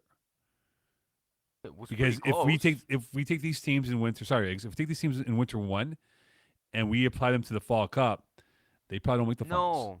No. I'm not sorry. No. I maybe I didn't I wasn't too clear. They made the winter finals last season in women's 1. Okay. Sorry, I think it's the fall cup. I apologize. No. It's well documented that the fall cup is clearly not as strong as the winter season for with the quality teams that we have now. No, of course not. But they made the finals last winter in the spring. Jesus, they made the finals last winter season. So they show that they are up there. And it's just this season, maybe the misfortunes, timing of 1 or 2 plays didn't go their way. A pick here, a pick there, ends up, leads to an 0-5 start to the season. But yeah, it's going to be really tough. Maybe Sub-Zero underestimates them for the first game and takes them a little lightly. Maybe they can squeak out a win there and then squeak out a second win against Bees. But you really, really, really need 3. And I highly doubt it, though. I don't think they get 3. Yeah, the odds are not in their favor, but no. You never know if Sub-Zero takes them lightly because they're sitting at 0-5. No, I just don't see it happening. I think they can get 2, but that's it. Like Vortex, that's the team I'm watching now. They might make some noise going towards the back end of their schedule as well. Women's 2, Iggs, to get into that before we get to Brent Bach in the next 4 or 5 minutes here. So look, we're starting to see this shape up with the separation of teams, right? Like you got 5 teams at least 4-1. So you got Cavaliers, the Patriot, Red Nation, Hibu, and Hibu 2, all 4-1 or better. Mm-hmm. We were talking off air, right? Like we believe Red Nation will be in the Final 4. We think Hibu 2 and Hibu, I guess Hibu 1, whatever you want to call them, will be in that conversation. But who could be the 4th team that can make it to the Final 4? I mean, is it the Cavaliers? But they kind of stunk out the joint earlier this week. They had a not so great loss recently in which they lost to Hibu by 25 points. Mm-hmm. Yeah, that's not necessarily promising. like a fourth team, I'm impressed from what I've seen so far. Are the very Patriot CSL that you mentioned there. 135 points in 5 games. One of the leading offenses in the division. I really like. What I've seen from the quarterback play, a precision passer in Yeah. Gabriel Deschamps, 12 TDs, 0 INTs. So we're talking about elite precision, and then getting the ball to lethal weapons in Marianne Quiron, Lara Uzoka, and Maria Manseri. That's a three-headed monster that not many teams have in women's too. So offensively, I really like what this team's capable of doing, putting up 45 points in their last week against Fit Squad. Yeah, I think it's going to come down for who gets the better quarterback play, right? I mean, Red Nation is now starting to put together a catalog of reasons why they might be in that top 2 competition because they beat Hebrew 2, right? A couple weeks ago. They beat Kiss My Boots, right, which was at the time 3-1, now 3-2. And so it's kind of justified because they had to look their first 3 games. If you look at the win-loss record of the first 3 opponents up until the last 2 weeks, it was like combined like 1-10, whatever it was. But now you're playing a little bit tougher matchup, so they're kind of justifying that they'll be a top 3 team. But Hebrew and Hebrew 2, are they the 2 best teams right now at this point of the regular season? I mean, Red Nation shut them out, 29-0.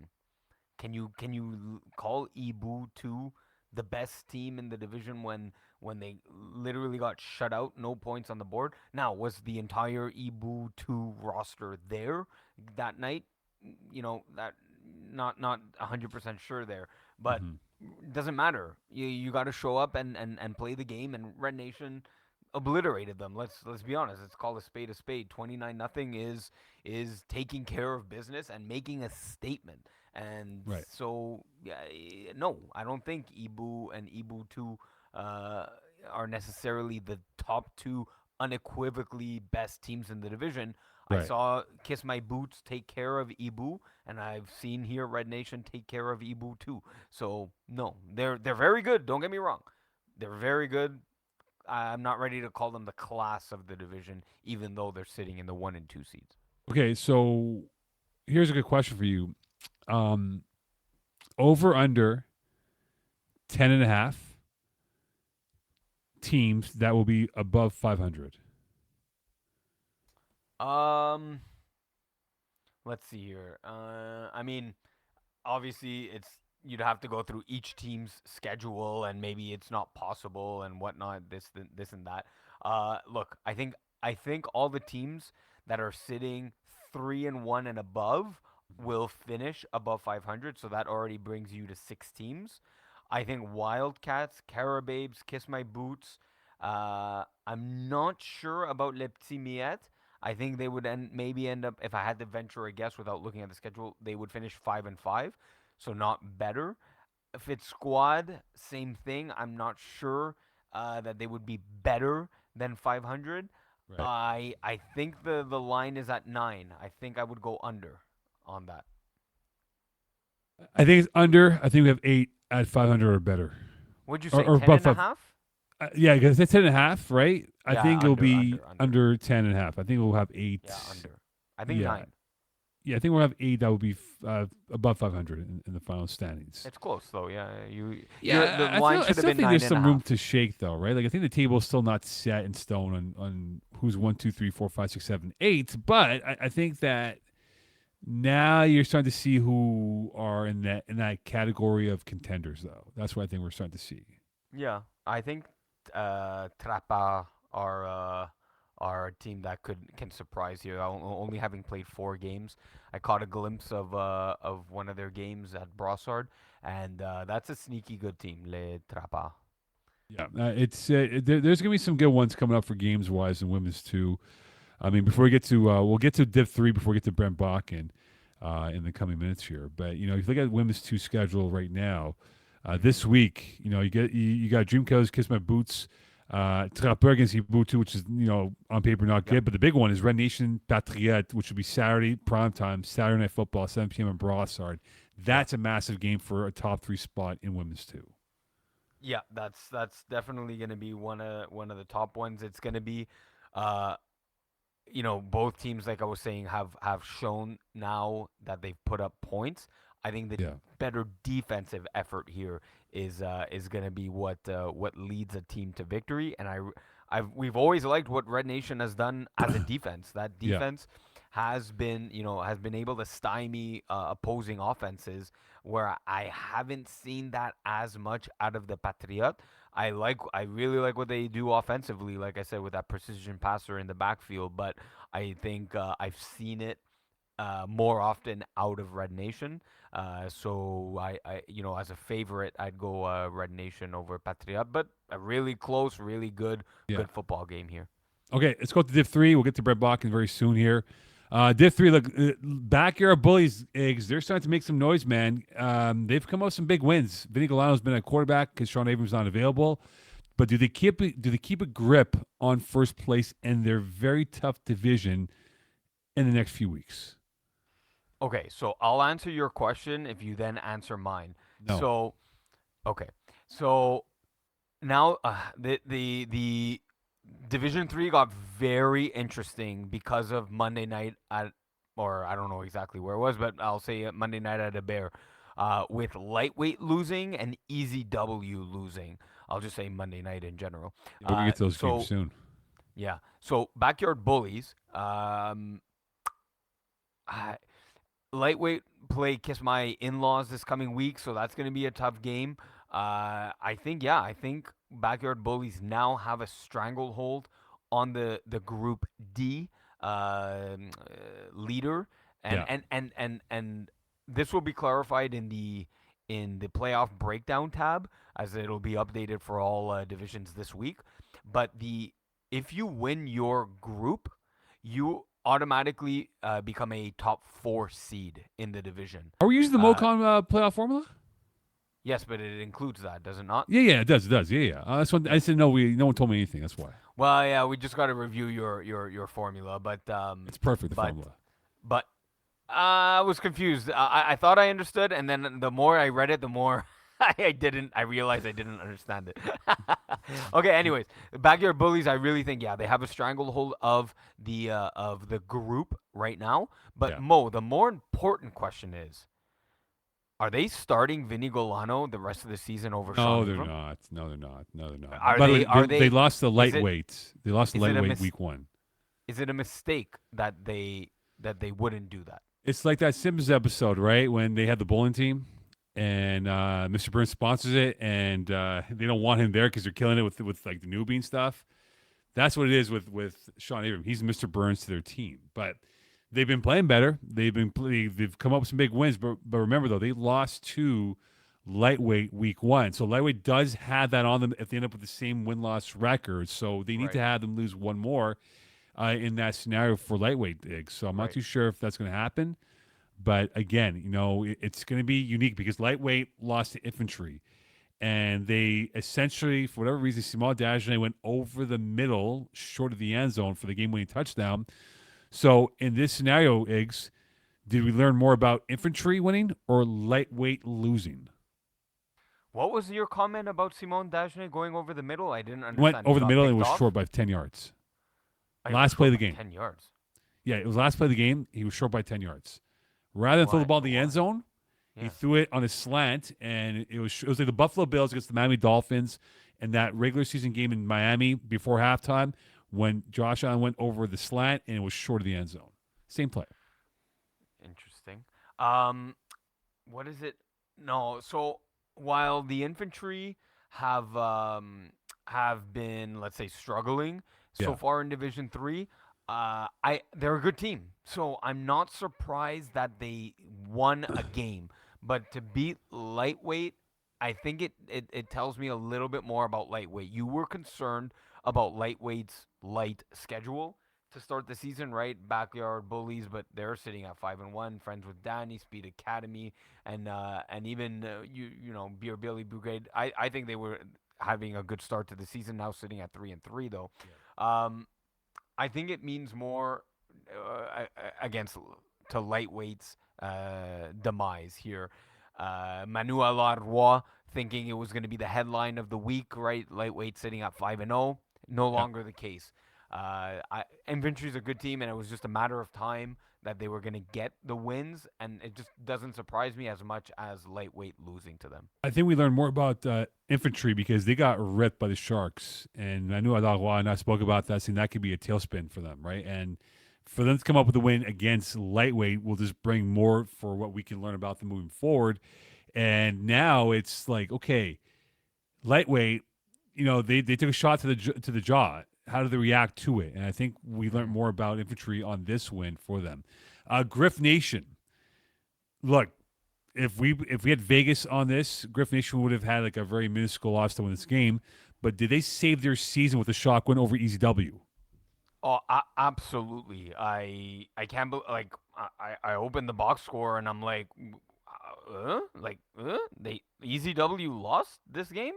Like, oh, okay, they must have not had, their full roster. No, they were their full roster. So kudos to the Griff Nation. Did you scorekeep this game? I did.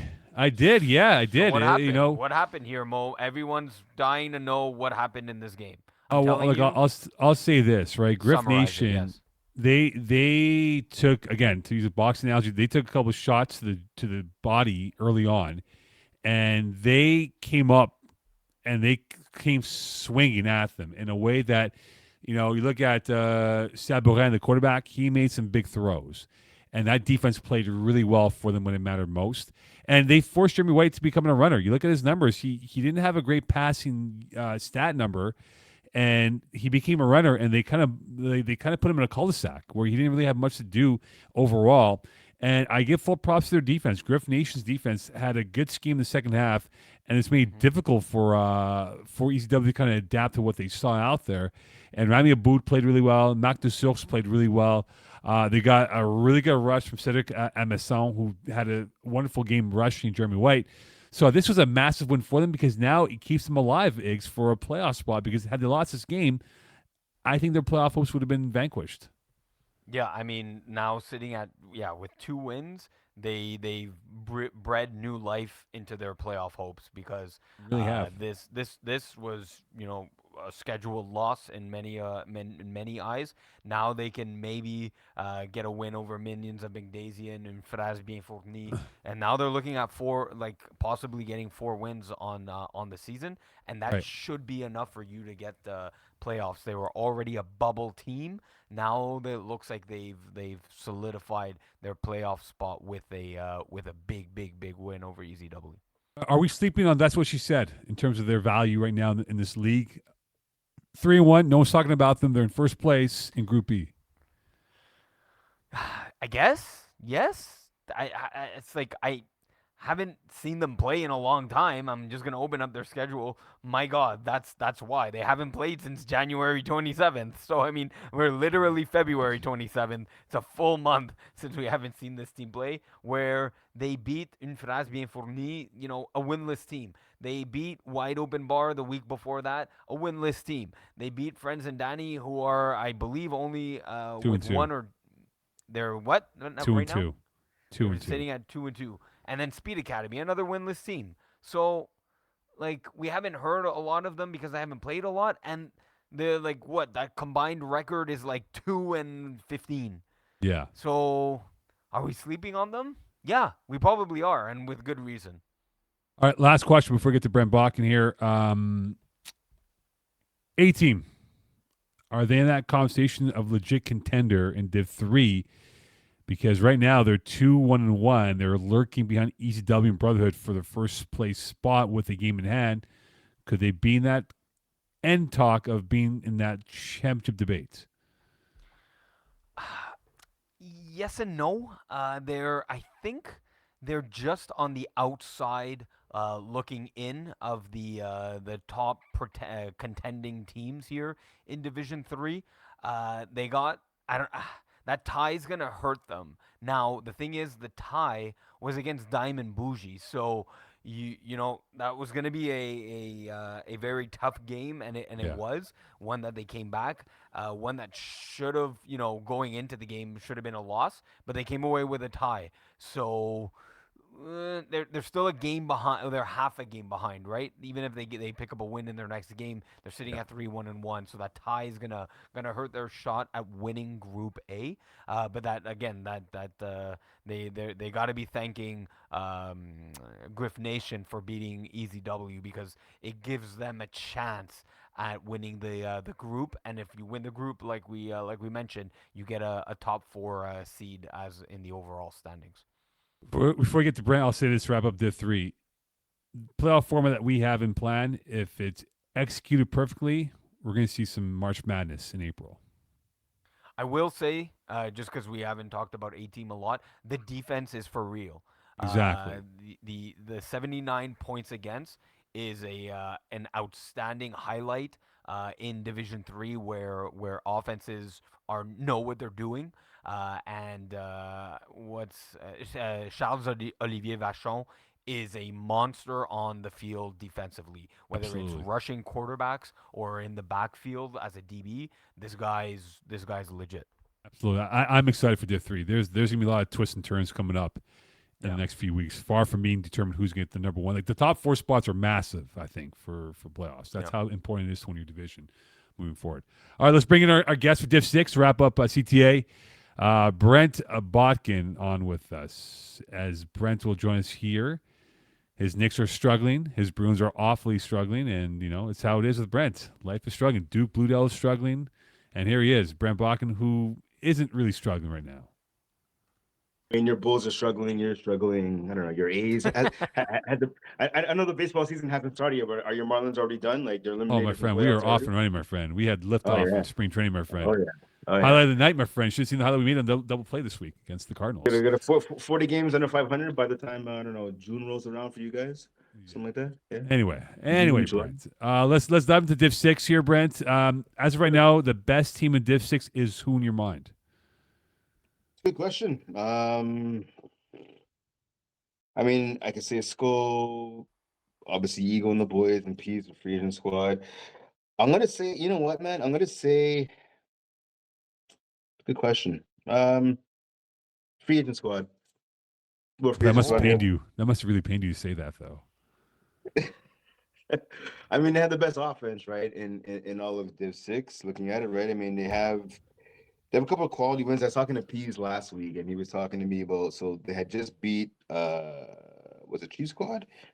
Yeah, they just beat Chief Squad. And he was, so yeah. Sunday. No, sorry, my bad. It was the week before that. So they smoked Queens 56-0. How does that happen? 56-0?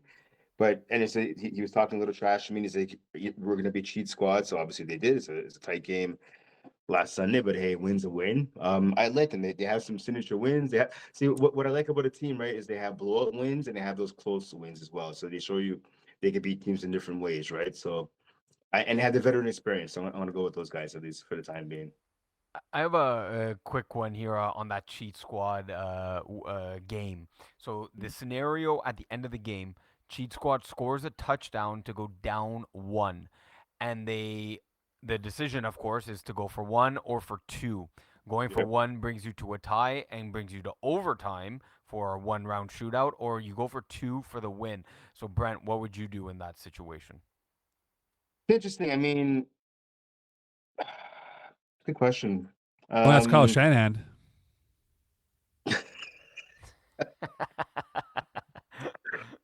Well, I mean, listen, I defend putting our defense on the field. We just came off of 11-play drive, but whatever. I don't know. I know you don't know the playoffs most. You're not familiar with playoffs and so on and so forth. But I mean, yeah, I go for OT. Honestly, it's easier, I think, to get a 1-point convo than a 2-point convo. Obviously, you go to OT. It's a brand new game, if you will. I find 2-point conversions like. I know some teams love them, some teams swear by them. I'm not one of those people. I mean, if you need it, you have to go for it, obviously. But I think statistically speaking, it's a lot easier to go for 1. So I go for 1 and go back and play a little extra ball in OT. Yeah, that's what they did, but they got sacked on the play and never got the ball out. So yeah, that's but I mean, if that happens on a 2-point convo, you can make the opposite argument, right? I think going for the 1 point especially in Division 6, I think going for the 1 point convert is the way to go there. Make it Yes. Yeah. especially they're the home team, so they would have had the chance to go first in overtime, go for one again, and then force free agent squad to go for two if cheat squad would have made that extra point one. I like the decision they made to go for one. 100%. I mean, I was sorry. I was working a game last night. It was Yeah. Fire and Blood against the Flag Dealers, and I'm looking at it right now. When I did the game, Fire and Blood, they went 4 for 4 on 1 point conversions. They could have went for the two a couple of times, and I finally, like you said, you go in Division 6, especially when you get those new quarterbacks. You need to master the 1 point combo first before you worry about the two. And obviously, the more reps you get at it, the easier it gets, ideally. Yeah, for sure. A team that's hurting, especially given a forfeit loss here in week 8, is Mutation. How much does that forfeit loss hurt them in their bid for a higher end seed? I mean, losing regardless is going to hurt them. I'm sorry, looking at the record right now. Yeah, 3-3, right? So I mean, they're losing by forfeit. I mean, you look at the Because they won the squad. game. They won the game 18-0. Yeah, yeah. I mean, yeah, I guess the McGill. So for the McGill swim team, I mean, hey, listen, I mean it's a W for them, right? So I believe like it's in 2 on the season, if I'm not mistaken. Nah, it hurts them if you want to end up higher in the standings, right? And that loss, yes, they win the game 18-0, but I mean they lose officially 30-0, right, via the forfeit. So that hurts them because you look at the schedule, right? I mean, they have the Pigeons, they had the free agent squad coming up, right? The Jurassic Park Rangers was not exactly an easy team, and they super turbo and that vets, right? The last 4 games of the year. So none of those are a walk in the park, whereas the McGill swim team game kind of should have been. No offense to them, but it is what it is, right? So the fact that they end up now getting the L in that game, right? I'm looking at them in their division right now in their standings. Mutation now because of that L, they drop all the way to 6, right? I mean, well, they're tied with like 3 other teams, right? So 4 other teams. They're tied with the Pigeons, they're tied with No Fly Zone, and they're tied with All Ball. So you have 3 other teams, Yeah. actually, as well as Jurassic Park Rangers. But you go then from having 8 points, where you'd be tied for second with like Super Turbo and Navettes, to being tied now with a plethora of teams for third. So that loss is pretty big. Yeah, it's especially big given that tough schedule, like you said, Mo. Brent, we're almost at the halfway point, and again, for those who are not familiar with the playoff breakdown for Div 6 this year, you just go to the playoff breakdown tab. It's going to be split into 6D, it's Division 6 and 6D, right? And 12 and 15 will qualify for the playoffs, so it's 80%, right? So, Brent, do you, without kind of breaking it down, but do you have a good idea now who will be in the Div 6 playoffs and the 6D playoffs? I mean, I can't lie. I haven't seen every single. I've seen the majority of teams play at this point now. I haven't seen everybody play yet, but have a good idea. Like for first, okay, if you want to say for 6, right? Obviously, Meat Fiddlers, said Free Agent Squad, Skull, a lot of those teams, Salt and Pepper, a lot of those teams, Demons, Cheat Squad, like Super Turbo Naves, they should be in the 6 playoffs, right? I mean, for 6D, I think that's where it's gonna get really a little bit more interesting. I find, not to say the 6 isn't. But that cutoff point, right, for 6D, it's I guess it's a little bit lower if you want if I could say that. Um it's gonna be interesting down the stretch, right? Because I mean now, like some teams, so this is like the uniqueness of the schedule. I even wrote about it in my article. There's still some teams that haven't played 5 games, believe it or not. Right. I mean, well, I'm looking actually at one of them right now. It's the Pigeons. Right. So I mean, everyone else has pretty much played 5, I believe, except for them. But what that Jurassic sets Park, up now, Jurassic Park Rangers. But what that sets up now in the second half of the season, once everybody officially gets there, is every game means something now, right? So for those teams who are battling, like again, we talked about the McGill swim team, right? Now the record is 2-3, so they're in position to get in possibly to at least that 60 playoff pool because of that forfeit victory over Mutation, right? You look at teams like team I saw last night, the Flag Dealers, the DG Shotters, like the Mortadells. These guys, they have a swinging chance now, at least to get into the dance, right? We spoke about it a little bit. To start off here with Division 6, just circling back really quick, just give your opinion. Are you surprised that Cheat Squad kept it that close with Free Agent Squad? Uh, no. I mean, you look at G Squad. I wrote up in my article. last year. You look at Chiefs squad, right? They have a tight loss to the Demons. Okay, so they beat the Speakeasy. They smoked the Royals. They beat the Chamonix Chos. I actually thought the Chamonix Chos were going to win that game. They beat Queens, which wasn't a huge beatdown, but I mean they beat Queens. I mean, they're not a horrible team. Listen, the free agent squad, like I said, I think they're the best team, or at least the best offensive team in Div 6, right? But the Chiefs squad, they're not a bunch of scrubs, right? I mean, they got some experience on the team as well. So no, I'm not surprised that they kept it so close with the free agent squad. So Brent, at 3-2, should we start looking to buying stock in no fly zone? I like some of the weapons they have on offense. I score kept their game, I want to say 3 Wednesdays ago in Laval. I remember I was just talking about the quarterback. I believe I put him as the MVP of the team. Adam Winchie. and Winchie, that's it. Thank you. He has a big arm. I think, like I wrote in the article, right? If you haven't had a chance to check it out, you should.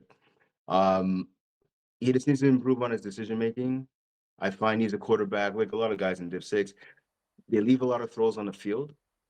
And he has a skill where he should be able to hit some of these throws. He has a big target over the middle. I'm trying to remember his name. He looks like a tight end. Alvi. Yeah. Thank you. There you go. Exactly. Elvi, exactly. Ali Elvi, big tight end type of body over the middle. It's hard to miss. And they have some speed at the outside receiver spots as well. So I like what they have. Defensively, they're able to make some plays. In terms of answering your question, Mo, whether we should buy stock, I want to see. So, okay, yes, they beat the Miguel swim team. Their schedule, I want to say yes, but the schedule is kind of soft, right? Like I even wrote in the article, the next five games, the only real competition they have is really the Super Turbo Navettes, depending on which all ball team shows up. And then maybe Jurassic Park Rangers. And that's not even a given, right? Because I mean, other than that, they play the Winded Warriors and the Nard Dogs. So the schedule's not that tough. So do I want to buy stock in them? Yes, but I mean, I'd be cautious with doing it, to be honest. All right, Brent. You know we like to call out some players and some teams here. Here's your shot at doing that. Show me what you got. Which player, which team has to step it up in your eyes? Who's got your show me what you got For this week. for this week? Okay, you know what I was gonna say actually, well, kind of keeping with the show me, which well, someone actually kind of showed me what they got a bit last night was Fire and Blood. I like what I saw. That was my first time seeing them last night. I know what you guys are trying to get me to do here, but I wanted to. I wanted like that's one of the reasons why I agreed to come on tonight. When I was saying to myself earlier today, I wanted to talk about Charles Antoine Nadeau and Vincent Walsh. These guys are legit studs playing receiver for Fire and Blood. Their quarterback and Nicola Caterlos, sorry, pardon me. He had like a fisherman hat on, which was like I was dying. It was just hilarious. But he was just going up and down the field, kind of carving up the flag dealers. If I want to pick a team that kind of should step it up, is the flag dealers. They have a really good receiver in Serge Hayak. It's just their quarterback can't hit him all the time. Like they had some guys open. They had some speed at receiver. Just the quarterback kind of has to step it up. He's able to see the field, but he's late on all of his throws. At least from what I saw last night. I mean, it's a small sample size. So I think if the quarterback and Roy Khalil can step up his game a bit, that team can step it up because there's some talent on offense. Their defense isn't the greatest, but they definitely have some talent on offense. But like I said last night, Vincent Walsh and Charles Antoine Nadeau, they really stepped up their game last night. I was impressed. All right. Brent, when can we see your next article coming up? What are we today? Tuesday. So I'm gonna try and have it out for everybody by Saturday night. If not early Sunday, because I might have a broadcast on Sunday night. So I definitely want to have all that done before I I head hope that out happens. to You're work. going to broadcast Sunday night. You know what, my friend, you were talking trash to me on Saturday at Concordia, my friend, and my Redbirds pulled it out. So hopefully they win tomorrow night. I'm working on the home opener of the OUA East final. Hopefully they pull it out tonight. And then you know what, if they lose in UKTR, it's fine. I'm having one last broadcast for the season on Sunday. So I won't mind working this Sunday. That's fair enough then. Fair enough then, Brent. All right, Brent, thanks so much for joining us, my friend. We'll look forward to the article on the weekend, and we'll speak soon. All right, sounds good. Let's go Knicks. Right, see you, Brent. Knicks trash 2-6. Yeah. You haven't seen them win an NBA title in ever. Hold on. We I'm won sorry, 6 in the last 30 years. Yeah. Back when we were like teenagers. Who cares? Jalen Hey, Brunson, cut him the off best here, point guard in Omar. the Get East. him off. The best Get him point off guard the in the show. East. Get him off the We're making a show. run. Eastern Conference Finals. Here we go. Get Eastern him off Conference the Finals. Here we show. go. He's not Let's on go the show Knicks. anymore. Orange and blue skies. Yeah, please. Edit Later, this, boys. please, Omar Nightingale. Get this jobber off, please. All right, Be good, boys. Brent. Have a good one. All right, good night, Brent. Oh, you two make me crack. Anyway. You're hilarious. All right. Oh, you're getting your robot voice back. All right. Are we done? I believe we're done, unless we Excellent. wanted to circle back one topic for Co-Ed 1. No, we're good, man. We're good. We're good. Okay. It's been a long one. Big thank you to Zachary Albert Gills, Jeff Rosenblatt, Brent Bakken for joining us today on Calling the Audible. Next week's show, to be determined. I might be out of town, yes. might be in town. We'll figure it out before the end of the weekend. Yeah. If I'm not here, then Iggy kind of will lead the way. Yeah, I guess. have a plan. I have a backup plan Yeah, ready we'll to have a go. We backup have an plan in insurance. place. We always have insurance policy here For at sure. MPF. For Come sure. on. We need to have that gloss on our insurance policy. But nonetheless, though, we're at the halfway point again. A reminder, check your team page for games played for your players in case of playoff eligibility. Playoff schedule's out, so please double check that. And again, we do have a contingency plan in place in case of the religious holidays that are going to happen during the month of April, that you fall on that. Uniform violation, triple check that. And that's it. Check the schedule. Check your schedule. Check your not schedule as only- well. Yes. Your regular season schedule, there's been some movement of who's playing where, so please verify your schedule to make sure that you're okay moving forward for the remainder of your games, whether it's 6, 5, or 3 or 4 games left. Exactly. All right, magic words, please. All right, good night, everyone.